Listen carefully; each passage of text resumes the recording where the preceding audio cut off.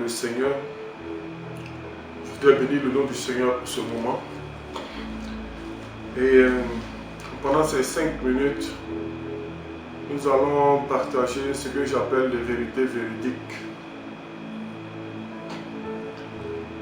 Et la vérité que nous allons partager aujourd'hui, qui est dans la parole de Dieu, et cette épée tranchante, se trouve dans le verset Jean 3, 16.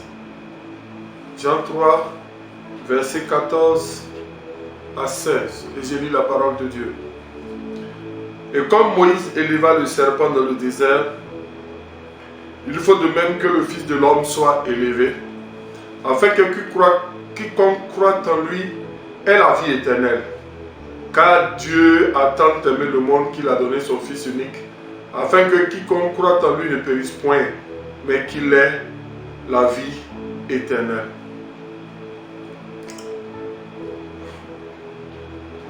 Ce que je vais partager avec toi et que je veux que tu retiennes, que Jésus est mort pour une seule et principale raison, le salut de ton âme, le salut de mon âme. Jésus est mort pour le salut de ton âme, le salut de mon âme. Il faut que tu comprennes que Jésus est mort pour la chose, Jésus est mort pour que tu obtiennes la seule chose que Dieu seul peut te donner. Et la seule chose que Dieu pouvait te donner, c'était le salut. Il faut que tu comprennes que sans être sauvé, les hommes mangent. Sans être sauvé, les hommes s'habillent. Sans être sauvés, les hommes sont riches et même très riches. Sans être sauvés, les hommes se marient. Ils sont de belles femmes et de bonnes femmes. Sans être sauvés, les hommes se soignent et guérissent par la médecine ou par tout autre moyen. Il est important que tu comprennes que le diable peut te donner de la nourriture. Le diable peut te donner des habits. Le diable peut te donner l'or et l'argent. Le diable peut te donner le mariage. Et le diable peut te redonner la santé physique qu'il t'avait prise.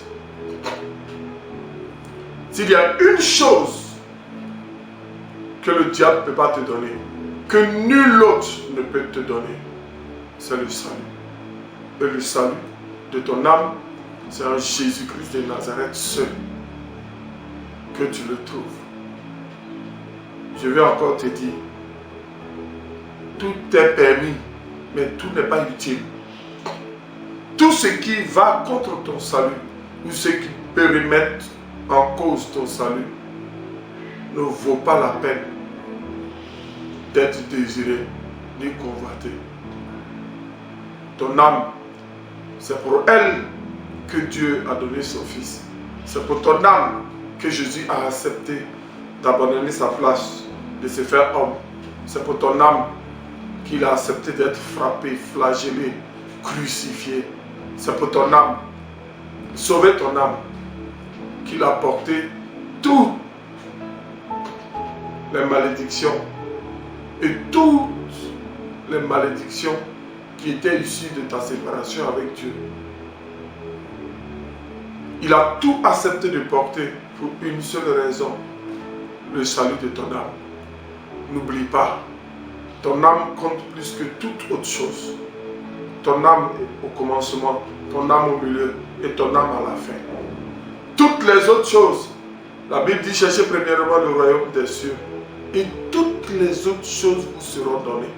Ça veut dire que si ton âme est sauvée, ce n'est pas toi qui vas courir après les richesses, ce sont elles qui vont courir après toi.